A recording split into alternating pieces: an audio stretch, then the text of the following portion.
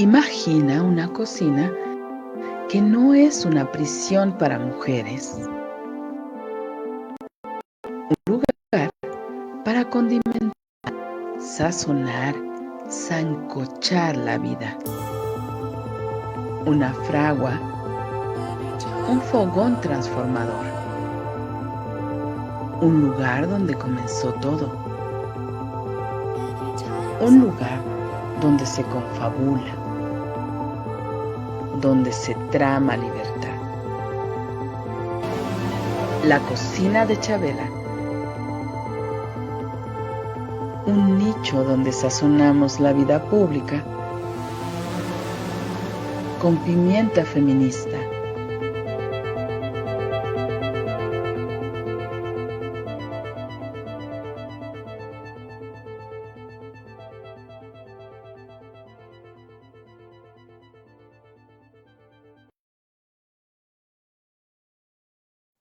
Hola, ¿qué tal? Muy buenas tardes. Estamos nuevamente en una cocina de Chabela, iniciando esta charla semanal con mi querida Silvia Solís.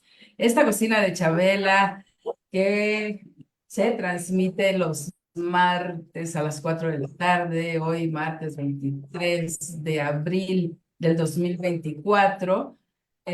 Pues tenemos ya, como es costumbre, una charla muy condimentada con los acontecimientos que están sucediendo en este periodo electoral hacia el 2 de junio de 2024. Pues estamos en Violeta Radio 106.1 de FM y en www.violetaradio.org. Muchísimas gracias a Cecilia Rodríguez que nos acompaña en los controles. Muchas gracias, Ceci, por estar apoyándonos como siempre en este programa. Y pues iniciemos. Buenas tardes, querida Silvia.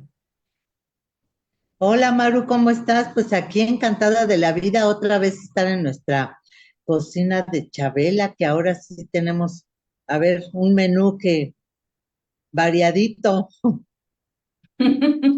Efectivamente, ¿no? tenemos un menú variadito, entradas, plato fuerte, postre, porque para todo hay en esta cocina de Chabela. Y pues, ¿qué podemos hacer sino empezar por el acontecimiento más reciente, que es el debate sucedido el domingo pasado para las candidaturas de la jefatura de gobierno de la Ciudad de Chilango del México, en donde 2018, que nuevamente cuando Morena pues en dieron Iztapalapa mucho gobierne de qué y hablar gobernara en la quienes ciudad, y estuvieron por allí supuesto regresará el en agua ese a tu casa debate, con en buena presión esa y de pues un poco de calidad. Yo sí estire y aflojes, principalmente entre la candidata Clara Brugada por Morena, ya saben, y bueno, en realidad por la coalición Sigamos Haciendo Historia, y Santiago Taboada por la coalición de PRI, PAN, PRD, de Alianza por México, Amor por México. Bueno, esa alianza, Silvia. Pues, ¿qué nos dices de el debate? ¿Qué te pareció a ti? Pues muy interesante, fíjate, yo estoy muy encantada porque realmente ahora sí estamos viendo, pues, debate, estamos conociendo un poco más a las personas que están persiguiendo, pues, este puesto tan importantísimo, que es ser jefa de gobierno de la capital del país, de jefatura de gobierno de la Ciudad de México, que es, pues, tiene una importancia tremenda, y un poco como lo que hicimos la vez pasada, pues, ver el formato, ¿no? Y como un poco el fondo, y luego, digo, la forma, y luego ya vamos a ver cómo les fue. A mí el formato del debate me pareció un poco más natural, el hecho de que estén ahí sentados en las sillas, este, ya lo había comentado, da chance como de tener una mayor cercanía y pues sí, debate entre los contendientes. Eh, Desde mi punto de vista, eh, hubo un poco más, no tanta formalidad ahora en cada una de las candidaturas, porque hubo tratando de aprovechar el tiempo, las bolsas del tiempo, que los 2 minutos del mensaje, que después los temas fueron dos temas muy importantes: agua, corrupción y transparencia, que lo pusieron junto. Y el inicio, pues todo el mundo se presentó, cada una de las candidaturas se presentaron y inmediatamente después empezaron al abordaje de, de los temas. Y bueno, pues sí hubo un encuentro de bastante enfrentamiento verbal sobre dos cosas que claro que se veían venir. Primero, el contexto que teníamos sobre el tema del agua, ahí en varias colonias de la alcaldía Benito Juárez, y que pues hay que acotar que finalmente SACMES, el sistema de aguas de la Ciudad de México, ingresó una denuncia en la Fiscalía General de la Ciudad de México por sabotaje, pero fue un tema que se estuvo pues dirimiendo en los medios de comunicación, donde hubo una queja, bloqueos de insurgentes, afectaciones a diferentes negocios. Con toda claridad, pues sí es terrible que abras de repente la llave de agua de tu casa y que salga con un olor a, pues no sé, a gasolina, algo que desde luego no se puede tomar, no sirve para nada esa agua, que finalmente, bueno, la atención que tuvo que dar el gobierno central, creo que tuvo una cierta como incidencia en el debate. Yo los vi en general seguros, vi a Clara Brugada, quizás ligeramente nerviosa en algunos momentos, pero la vi segura de lo que estaba planteando, muy ocupada de hablar sobre el cártel inmobiliario y la pertenencia de Santiago Taboada, el candidato del PRD, a, a estar involucrado a negocios turbios y horrorosos. Y me parece que es el corazón del debate, porque ¿qué persona? Bueno, hemos visto con el perfil de Xóchitl Gálvez la baja estatura intelectual y de conocimientos y de todo para competir por la presidencia. Pero pues aquí igual no canta mal la ranchera Santiago Taboada, porque vaya que parece no conocer bien la ciudad, tiene pues una presencia, desde mi punto de vista fue con una agresividad vulgar. Puedes debatir sin tener que ser majadero o grosero, y la manera de dirigirse pues era con cierta vulgaridad, pero repitiendo algunas cosas como lo de la casa, los 330 pesos del trámite que hizo en el registro público de la propiedad por su casa de 150 metros en una colonia hiperpopular de la alcaldía Iztapalapa, como recurriendo otra vez a eso, y acusar sobre la venta de las pipas, en fin, una serie pues de acusaciones que realmente no tenían sustento. En cambio, me pareció que lo que presentaba Clara Brugada, pues sí tenía sustentos, porque dio nombres, dio fechas, dijo dónde vivía, a lo cual nunca contestó alguna. Pero de todo eso, lo que se me hace como mucho más relevante fue la denuncia que hizo Clara Brugada al principio de la pretensión del candidato Taboada de que no se hablara del cártel inmobiliario, de cuando acá quieren controlar lo que vas a decir en un debate. O sea, No, es un absurdo, por supuesto es un absurdo, ¿no? Eh, eh, ¿por qué no yo quería que se hablara no de me eso? puedo imaginar a alguien. No, claro, pero además en un debate no puedes, es decir, claro, restringirte a los temas, centrarte más que restringirte, centrarse ellos, a quienes están debatiendo, a los temas establecidos, pero por supuesto que puedes decir lo que sea, pues es parte justamente del debate y es parte de la evidencia que se está poniendo ante la sociedad, quienes estamos observando, ¿verdad?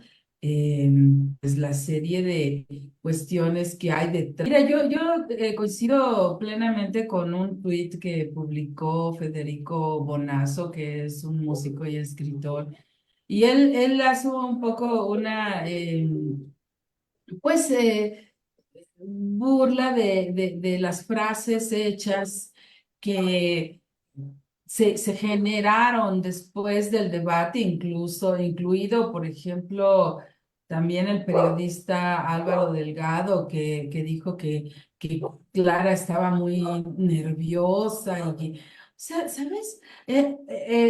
Quisiera leer un fragmento de lo que escribió en su tweet o en su X. Qué raro se escucha eso de su X, ¿verdad?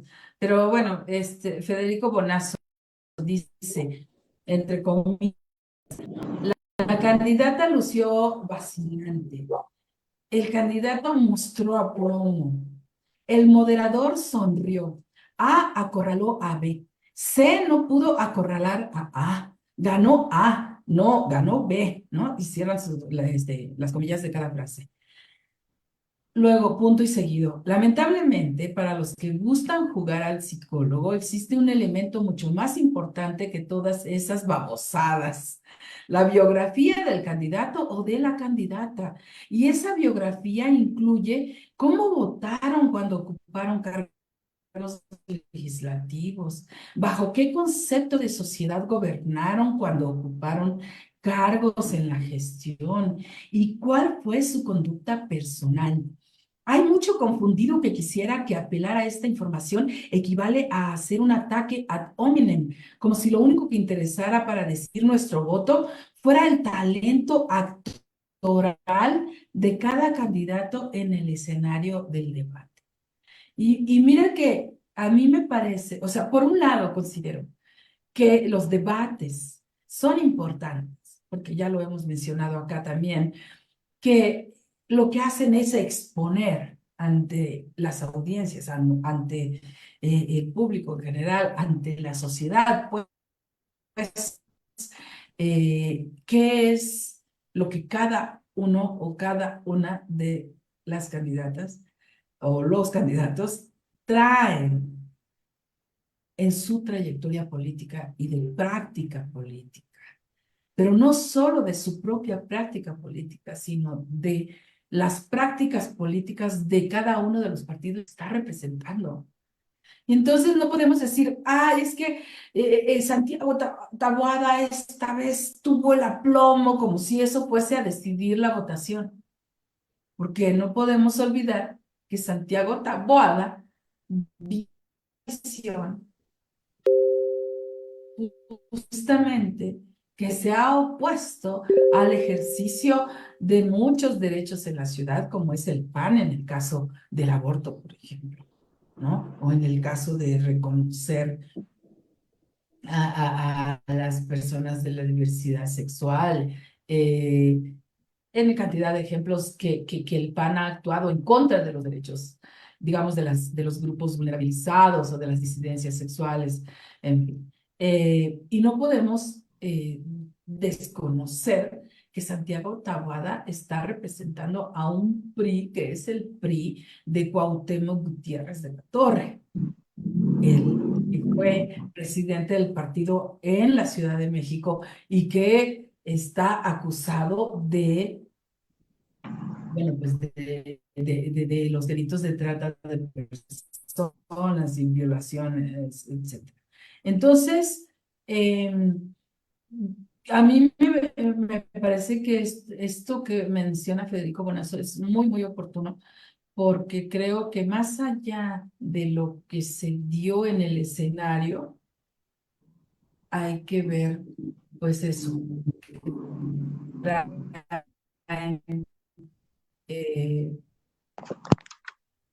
detrás, qué hay de Clara Brugada y qué es lo que la ciudadanía tendría que estar pensando para ir a votar, pues para el 2 de junio, para la jefatura de gobierno. Silvia. Claro, por supuesto. Coincido totalmente en que la biografía, pues vaya que importa mucho. Y fíjate que para la edad creo que también importa mucho. Por ejemplo, Clara Brugada tiene 60 años, pero tiene una trayectoria de más de 40 años de trabajo a piso de tierra, siendo una funcionaria congruente en muchísimas etapas, lo cual no podemos decir de Santiago Taboada. Y vamos a elegir a quien nos va a gobernar durante 6 años, así es de que tenemos que elegir pues a la persona que tenga mejores propuestas, que conozca más, que tenga un currículum mucho más grande de verdadera honestidad y pretender ocultar ahora sí que tapar el sol con un dedo sobre la tremenda corrupción que se ha generado y de la cual, insisto, Santiago Taboada forma parte, pues es un elemento importantísimo que se ve que no le interesa lo que la gente piensa, porque si no, en algo lo hubiera querido pues contestar o abordar, pero se ve que él, su estrategia era ocultar el problema, incluso tratar de impedirle a la candidata puntera que hablara sobre el tema, porque sabe que eso pues es terrible, ¿cómo se los vamos a no tomar en cuenta? Y bueno, pues eso también tiene un reflejo en las encuestas, cómo se dieron, Maru. A mí me llamó mucho la encuesta de Consulta Mitofsky, porque, Ujú. bueno, refleja varias cosas. Tengo aquí unos datos que quisiera plantear porque dibuja la intención de voto que tenemos pues para entrar a números concretos y dejar allá, porque por ejemplo de Chilinsky, la verdad, dijo algunas cosas, Chertorivsky. sí, pero es que yo le digo Chilinsky, o Ah, sea, bueno, bueno. lo estoy Está bien. bautizando, porque es además otro personaje un poco cínico, porque Ujú, trabajó en el gobierno de Fox, trabajó en el gobierno de Miguel Ángel Mancera, y ujú. no hizo ningún papel que ayude. Él no sabe, ni tiene experiencia, ni nada. Incluso fue uno de los operadores del Seguro Popular, o sea, forma parte de la misma clase, digamos, política desprendida del PRI-ANRED. Y también ese detalle que dijo de, ay, ustedes tienen 27 años gobernando aquí. Pues no, Morena tiene 15 años. Y de hecho, el PRD se desfondó por todo el grupo político honesto que tenía más principios de izquierda, que se salió y por eso Morena tuvo que formarse como otro contendiente electoral para poder, ay, mira nomás ese güerazo que anda por ahí, este, para Será. poder contender, y vaya que la ciudadanía lo entendió así porque en el 15 pues Morena arrasó y creció brutalmente. Y tan es así que por eso pienso en quisiera dar los datos de la consulta Mitofsky porque son muy reveladores. Hizo Sí, claro. unas tendencias y bueno, pues llama mucho la atención porque preguntaron, en un estudio de opinión que fue hecho en viviendas en la Ciudad de México, aplicado del 13 al 15 de abril, donde le preguntan a la gente, ¿sabe cuándo serán las próximas elecciones en la Ciudad de México? El 51.9% dijo que sí, que eran el 2 de junio. El 20.6% que eran en junio, pero sin precisar la fecha. El 15.1% no sabía. En un 10.4% en otra fecha. Pero quiere decir que pues la gente prácticamente sí estaba enterada de cómo fuera. Luego la siguiente pregunta fue, si hoy fuera la elección para jefe de gobierno en la Ciudad de México, ¿por cuál partido votaría o alianza votaría? Y bueno, el PRIAN-RD tiene 31.8% y la alianza Sigamos Haciendo Historia de Morena, PT y el Verde, 49.5%, y Movimiento Ciudadano 8.2% y ninguno 5.5%. Pero el estudio de opinión donde se le pregunta entre las personas que conoce cuál es la imagen de los candidatos. Bueno, Clara Brugada tiene un conocimiento del 85.7% y una buena opinión en un 45.1%, regular en 19.1%, mala 26.6% y no conoce, no tiene opinión 9.2%. Santiago Taboada con la alianza del PRIAN-RD tiene conocimiento en las personas el 76.2%, de opinión buena el 37.1%, de mala 20% de mala 27.9% y de regular 20.0%. Por lo que hace a Chertorinsky, tiene el 51.1% lo conoce y 24.15% tiene opinión buena, regular el 30.2%, mala 21.0% y no conoce el 24.3%. Es decir que pues hay una diferencia importante. Y luego a la otra, de por cuál candidato o partido votaría, pues es gruesísimo cómo se lleva. Tienen una medición de enero, de marzo y de abril. En el caso de Clara Brugada, en enero fue 50.8%, en marzo fue de 50.9% y en abril de 49.7%. En el caso de Taboada es 35.9% en enero, 36.8% en marzo y 36.7% en abril. Y bueno, muy por debajo está Chertorinsky o alias Chilinsky, según yo, con un 6.9, 5.7 y 6.8, o sea, realmente pues están bajos.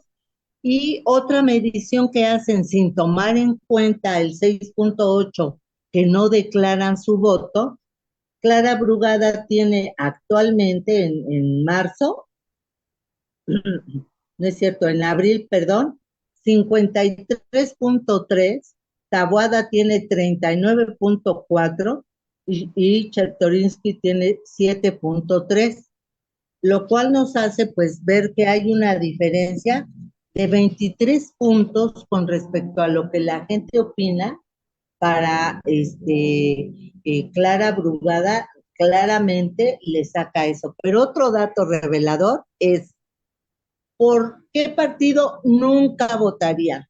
Bueno, el PRI se lleva las palmas con el 52.3%, el PAN el 39.2% y Morena el 29.3%. O sea, se ve con toda claridad que hay pues una preferencia mayoritaria por Morena y por la alianza Sigamos Haciendo Historia. Se me hacen muy reveladores todos estos datos. Es una encuesta que fue ampliamente hecha casa a casa, tiene un margen de error de entre 2 y 3 puntos, lo cual es absolutamente normal. Y bueno, pues yo con eso pienso que nos da una idea muy general de cuál es la tendencia que tienen las candidaturas a la Ciudad de México, para la jefatura de la Ciudad de México. Pues sí, efectivamente. Pues así nos quedamos, querida Silvia, con estos datos del domingo pasado. Bueno, la encuesta salió el lunes, los datos que acabas de compartir. Efectivamente, hablan de cómo, pues más o menos cómo las cosas y aún con el debate, cómo están los números, te parece que así siguen. Así seguirán, veremos en el siguiente debate ya. Pero habría que también mencionar que el próximo domingo será nuevamente el debate presidencial. Nuevamente estaremos pues escuchando, observando a la doctora Claudia Sheinbaum, a Xóchitl Gálvez y a Álvarez Maínez en esa, pues ya que se nos volvió un escenario del debate. Por lo pronto, Silvia, vámonos con el tema de pues todo esto que está sucediendo en la Suprema Corte de Justicia de la Nación con la investigación que le están haciendo a el ex ministro a Arturo Saldívar y bueno, las acusaciones que también hace la denuncia que él mismo puso en contra de la presidenta de la Suprema Corte, eh, pues la ministra Piña.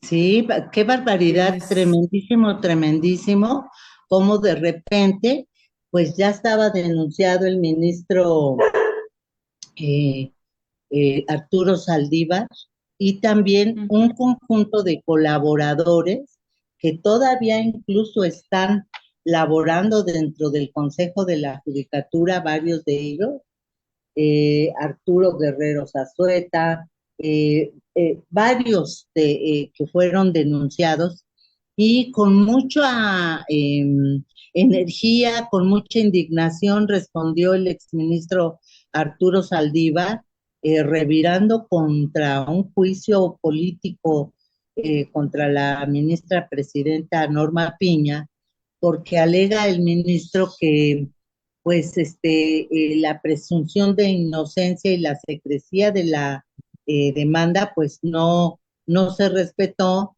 se está culpando ya de manera como directa a una serie de personajes sin pruebas. Ha aclarado varias veces que las denuncias sí pueden ser anónimas, pero que tienen que tener un respaldo, tiene que haber pruebas. Y en las denuncias que se presentó, pues no ha sido así. No solo eso, ayer lunes salió que la ministra Norma Piña pide una investigación para que se vea a ver quién fue quien infiltró todos los datos y la demanda como haciéndose atrás ella y es pues con varios argumentos que ha dado el exministro Arturo Saldívar y en una conferencia de prensa que hizo junto con Mario Delgado, el presidente nacional de Morena, dieron toda una explicación de por qué no se sabía que venía de la oficina e incluso se dio a entender que hasta de los teléfonos de la propia ministra Norma Piña, de haber filtrado esa información a los medios con una intención de incidir en el proceso electoral, porque al parecer pues no se tienen pruebas suficientes para hacer pues esta denuncia y hay mucha indignación por parte de muchos otros funcionarios que en vamos a decir, bronca electoral que desató la propia ministra Piña, contraviniendo, decía el ministro Saldívar, que no hay precedente de que una ministra la presidencia de la Suprema Corte de Justicia de la Nación y del Consejo de la Judicatura demandaran a un exministro que además estuvo al frente también de la Suprema Corte y del Consejo de la Judicatura, pero peor todavía con esta manera de hacerlo sin pruebas, que es lo más grave, para perjudicar, pues evidentemente el proceso electoral a nivel de la presidencia, porque no podemos negar o poner en duda que la presencia del ministro Arturo Saldívar pues tiene una fuerza muy importante para todo el plan que se pretende hacer, no solo para la reforma de la Suprema Corte de Justicia, sino para todo lo que implica la parte jurídica que se tiene que llevar a cabo para ir avanzando en justicia. Así es de que, pues, este elemento es un elemento también muy importante que está teniendo una incidencia directa en el proceso electoral, en la contienda electoral. Se metió la Suprema Corte de Justicia de la Nación al proceso electoral, en vez de mantenerse a raya para tener, pues, la calidad moral que se necesita para que luego intervenga si es necesario que intervenga. Sí, efectivamente, y está una cosa ahí súper enredada con el periodista Hernán Gómez, que hace también una serie de acusaciones, que ha estado siendo entrevistado por todos los medios, porque él mismo dice que hay en su libro, ¿verdad? Un tanto para promover el libro, a mí me parece que es una cosa sumamente protagónica por parte de Hernán Gómez, decir que él en su libro ya lo había expuesto, porque el ministro Arturo Saldívar es amigo de Scherer, ¿no? En contra de quien Hernán escribe en su libro. En fin, una cosa allí muy como mezclada de elementos que creo que nuevamente están siendo utilizadas por el propio periodista y por otros medios de comunicación, y ya le pusieron también una demanda a Hernán Gómez. En fin, creo que es algo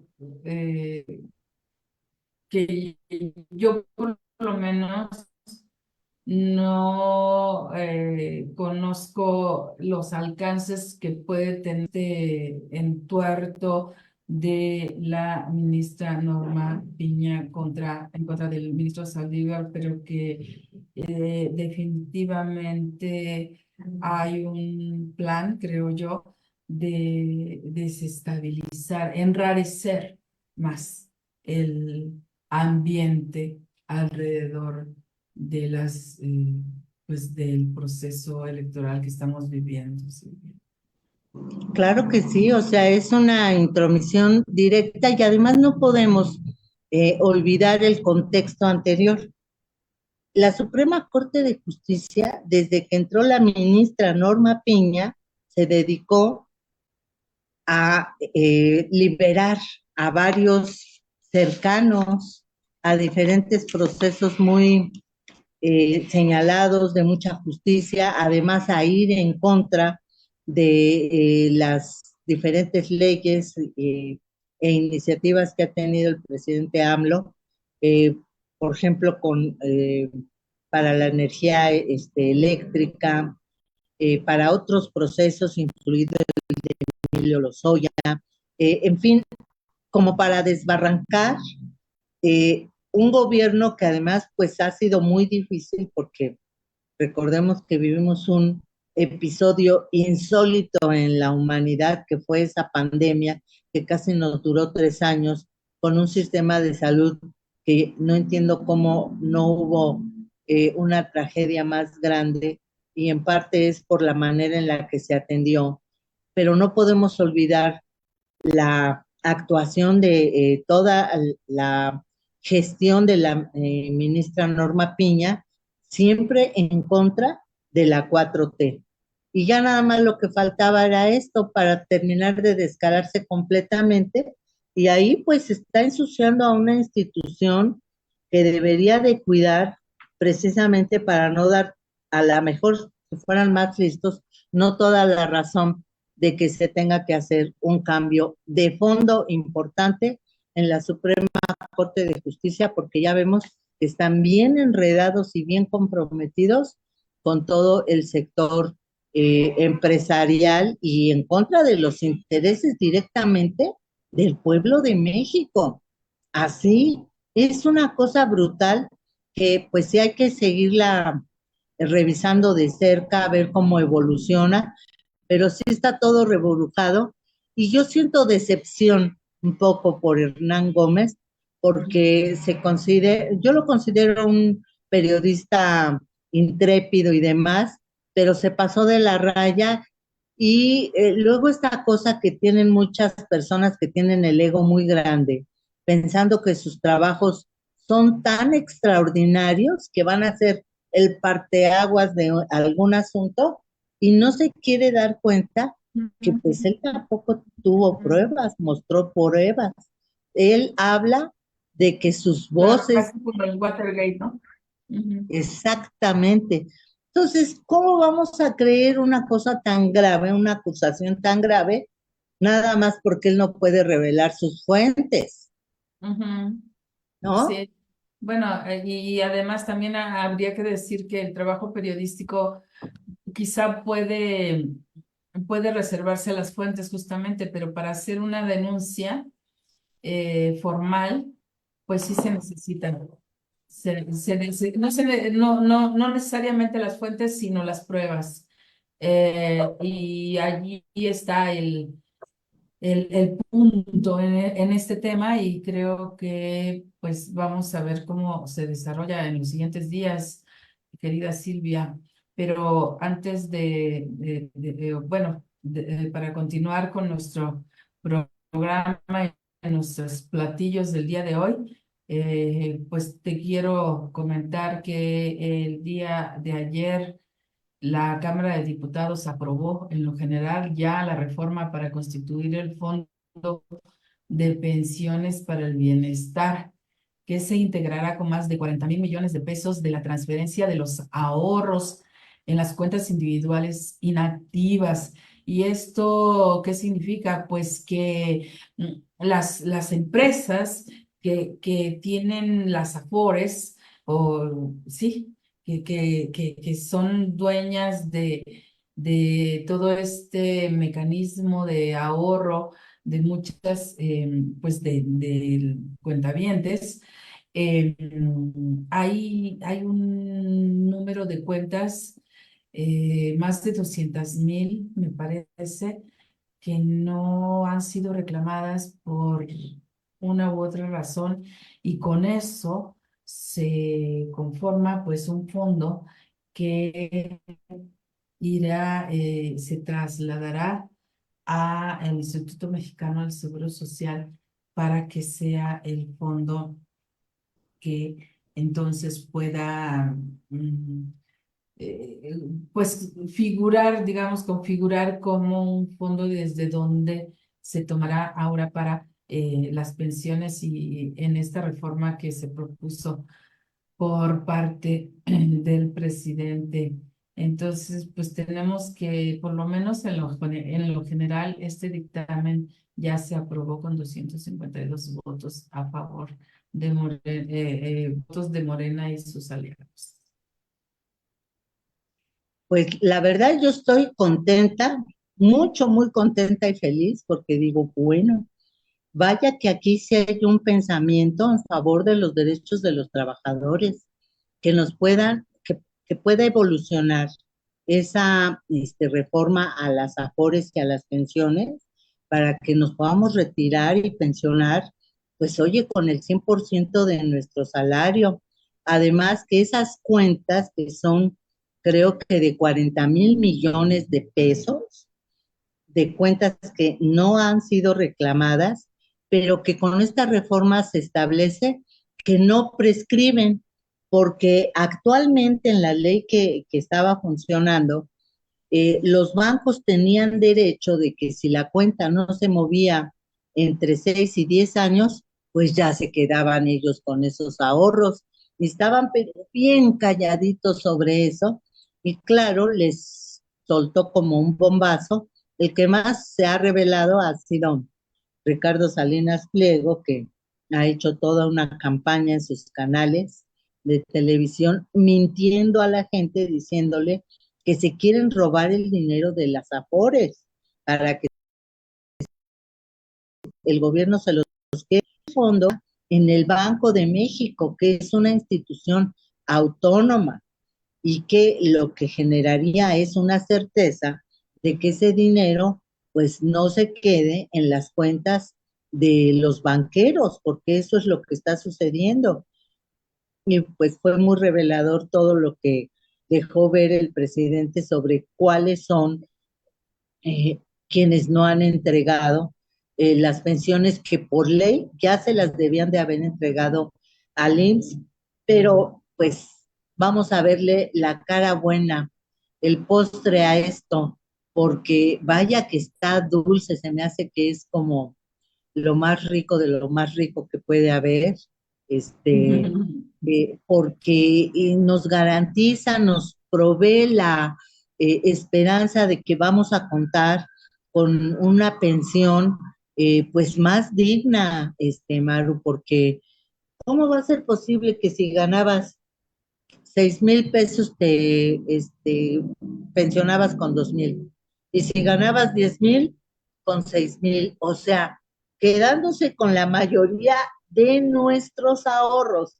Y eso sin tomar en cuenta cómo las Afores son manejadas, incluso en inversiones financieras de alto riesgo, donde podría perderse pues el dinero, los ahorros de todos nosotros. Así de que la verdad estoy súper, súper, súper contenta con esta modificación a las pensiones y a las afores.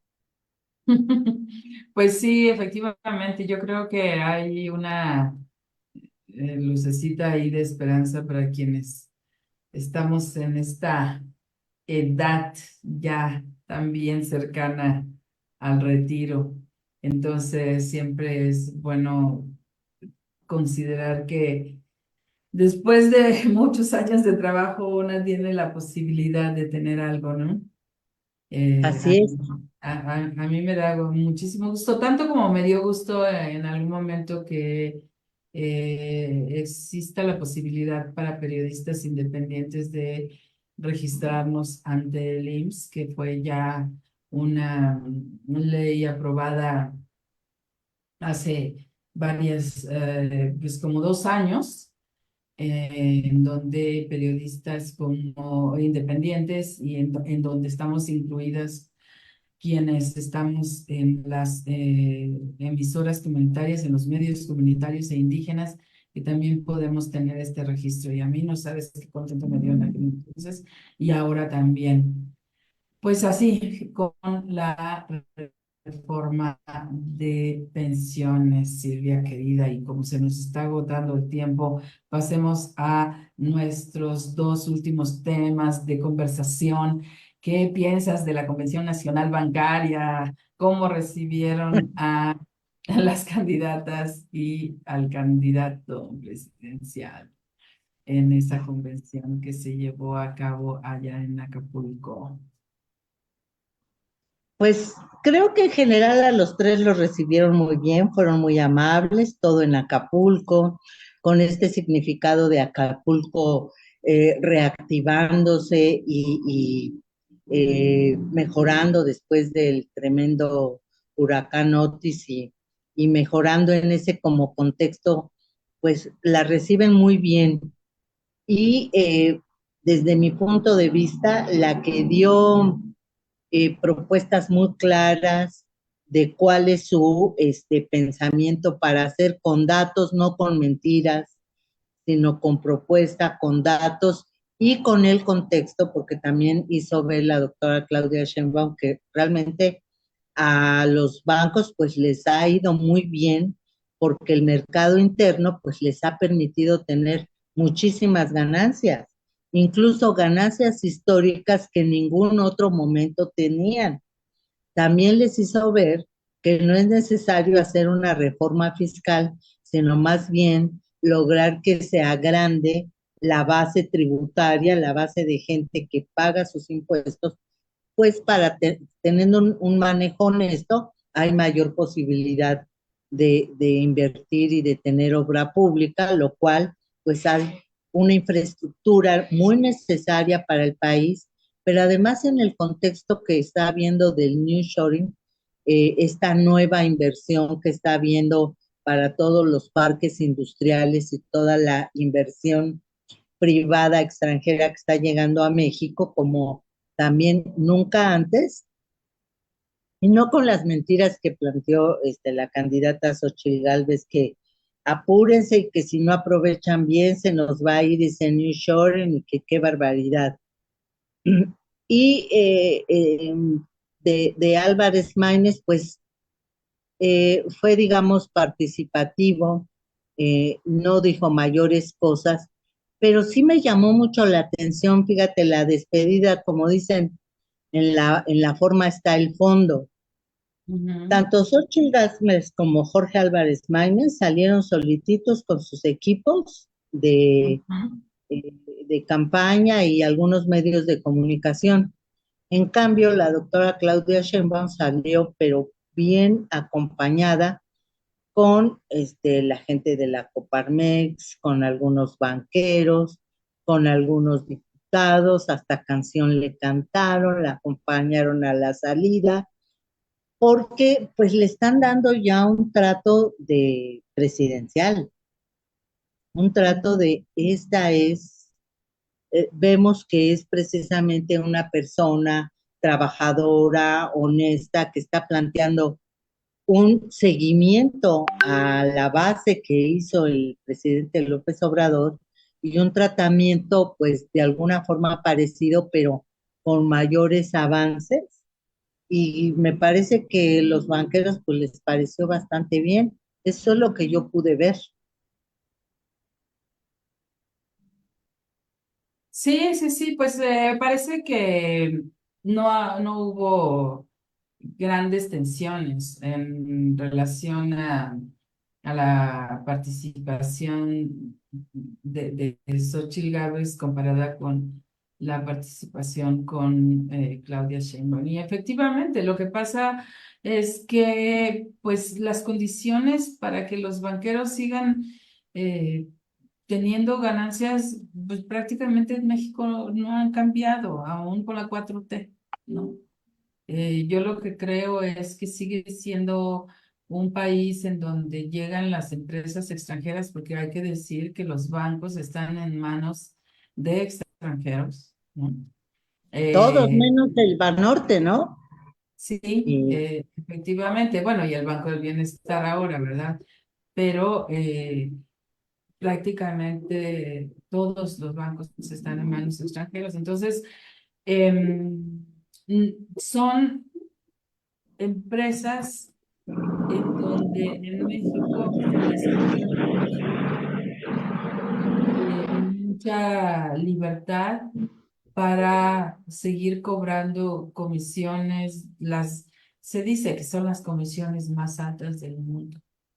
Y es que, imagínate, por ejemplo, tú vas a eh, un cajero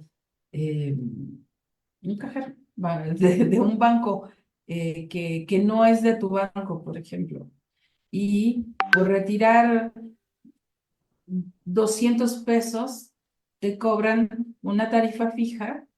O sea, no importa, no es por porcentaje, no importa la cantidad de dinero que retires, pues te cobran más de 34 pesos, ¿no? O 30 pesos masiva, no sé exactamente. Y claro que varía también de banco en banco. Pero por ejemplo, si eres un cuentaviente que tiene su salario mínimo dentro de una cuenta bancaria y y se ve la necesidad de utilizar un cajero y retirar, pues de a poquitos, pues le sale bien alto el porcentaje. O sea, si tú vas a retirar 200 pesos, imagínate pagar 30 y tantos pesos de comisión, a mí me parece un abuso.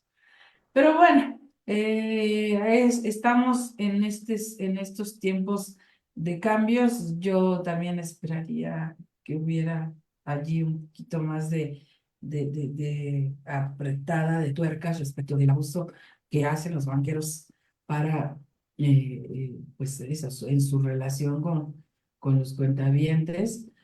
Y, pero por lo pronto en la comisión, claro, también hubo diferencias en los aplausos, o sea, también el aplausómetro ahí estuvo más cargado hacia Xochitl, era obvio también. Como que llevaba porra, ¿no? Sí, exacto. Pero pues así sucedió la comisión, la convención, no la comisión, las comisiones son las que cobran ellos. La convención bancaria en Acapulco, querida Silvia. Así es. Fíjate, ahí a lo mejor para eso, como último comentario, a lo mejor necesitaríamos a una Raquel Buenrostro, pero de la Comisión Nacional de Vigilancia, la Comisión Nacional Bancaria, que es la que debe de defender a los usuarios, a los clientes y vigilar el adecuado, funcionamiento y no tan leonino de los bancos, porque pues sí es un robo en despoblado, como te cobran por todo, no Sí, solo por sí, sacar dinero, sino por todo. Y sí son exacto. bastante leoninos. Ojalá que eso pueda mejorar, eh, Sí. pues prontamente. Pues así es, querida Silvia. Y bueno, ya para despedirnos, un tema no menor, no me parece menor, pero aunque se nos quedó al final, pero este aparente montaje que armó Latinos el domingo en pues, la visita que realizó la doctora Claudia Sheinbaum a Chiapas, en donde su camioneta, en donde se estaba trasladando, fue detenida por un grupo de hombres encapuchados y uno de ellos, curiosamente, tenía el micrófono de Latinos en la mano. Latinos, como sabemos, pues está canal de televisión que también ha sido muy controvertido por los orígenes del canal, quienes lo financian, pero además en donde se ha armado toda una orquesta de periodistas y opinadores y opinadoras en contra de la 4T y curiosamente era el único medio, el único micrófono visible allí. De hecho, y después, cuando ya en sus declaraciones ante otros medios, la propia doctora Claudia Sheinbaum decía, le decían a ella, otras periodistas, le decían, pero es que nosotros también fuimos retenidos.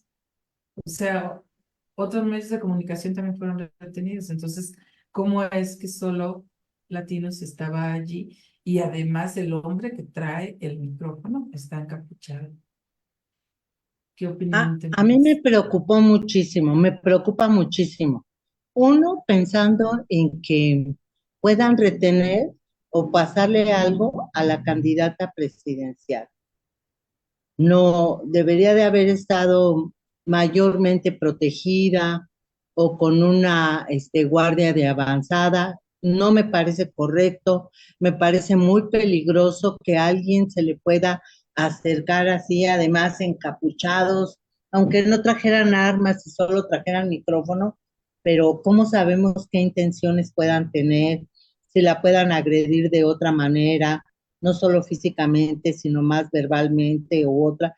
No hubo, parece que tanto eso, pero sí se me hace una mala protección para la candidata presidencial permitir que unos encapuchados se le acercaran así y que hubiera además otros medios que hubieran estado retenidos, pues no es no hay un buen cuidado de seguridad para la campaña presidencial de la doctora Claudia Sheinbaum y se me hace absolutamente condenable, aunque el presidente haya dicho que era un montaje de latinos, que seguramente así es, pero la cercanía, que se le hayan podido acercar tanto y casi obligarla a que contestara algo, aunque ella lo hizo como de manera así muy fría y de lejos como analizando, pero es peligroso. No estoy de acuerdo, para mí es un mensaje que se debe de tomar en cuenta para que se subsane ese problema grave de inseguridad que vivió la doctora Claudia Sheinbaum. Aunque no haya estado en peligro, es grave lo que pasó.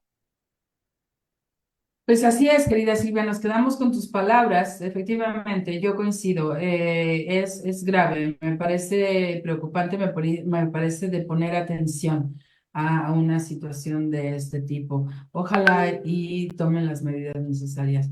Por lo pronto, hemos finalizado aquí nuestra charla de la cocina de Chabela. Nos tenemos que ir. Muchísimas gracias por habernos acompañado en esta charla. Gracias, Silvia, como cada tarde de los martes en la cocina. Gracias, Ceci Rodríguez, por estar allá detrás en los controles y nos encontramos la siguiente semana aquí en Violeta Radio 106.1 de FM y www.violetaradio.org. Soy Maru Chávez, hasta luego. Claro que hasta luego, Maru, muchas gracias.